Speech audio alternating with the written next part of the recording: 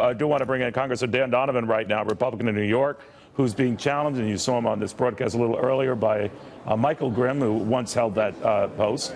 Congressman, very good to have you. What do you make of this contest now? Steve Bannon likes Grimm, prefers him over you. This primary sort of push on the part of some in your party continues. Do you feel surrounded here?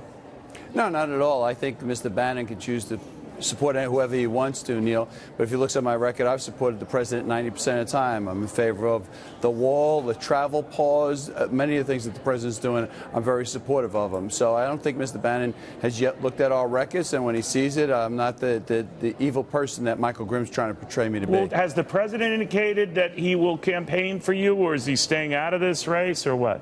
I've spoken to the president about coming to Staten Island. He said he would come to Staten Island. We're waiting to see if we can arrange that. Okay.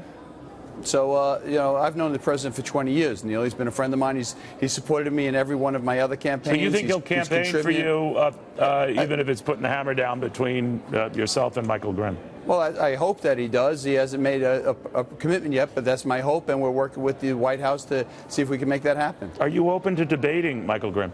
Oh, we'll debate, certainly. I'll put my record against Michael Grimm's record anytime. All right. If he were to beat you, I don't know if they've even done polling in your district, sir, so I apologize if I'm ignorant of that. Would you support him?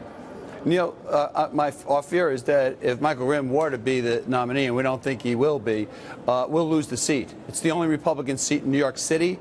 I'll be able to hold it. Michael Grimm will lose it. So, but if he did beat you for the nomination, would you still support him?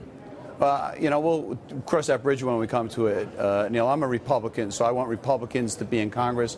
I want Republicans to have this seat.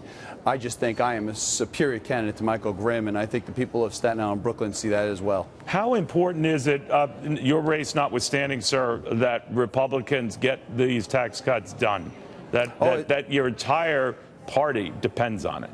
Oh, it's very important. We made this commitment to the people of America, and I think we will. The president wants to do this. The House wants to do it.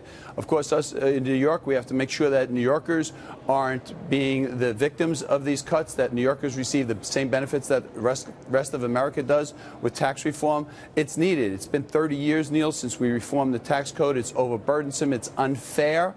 And we have to stimulate the economy, let corporations grow, and we have to put more money back in hardworking, tax-paying Americans' pockets. All right, so you are a fan of tax cuts, big tax cuts. Are you a fan of paying for them? Well, you have to pay. We don't want to burden our I have a 2.5-year-old daughter, Neil. I don't want to burden her with more deficit. So we have to figure out a way we could pay for them as well. Theories are that if you stimulate the economy, more people will be working, more people will be paying taxes. Corporations who send jobs overseas, IBM last week said they have more jobs in India right now than they do in America. That's a crime. And so by bringing those jobs back, retaining jobs here, encouraging companies to grow, we will grow the tax base. I think we'll make up for the cuts. But bottom line, the news here, you're willing, eager, and happy to debate Michael Grimm for this nomination. Absolutely. All right. Congressman, thank you very, very much. Sir, I know you have a crazy schedule. All right.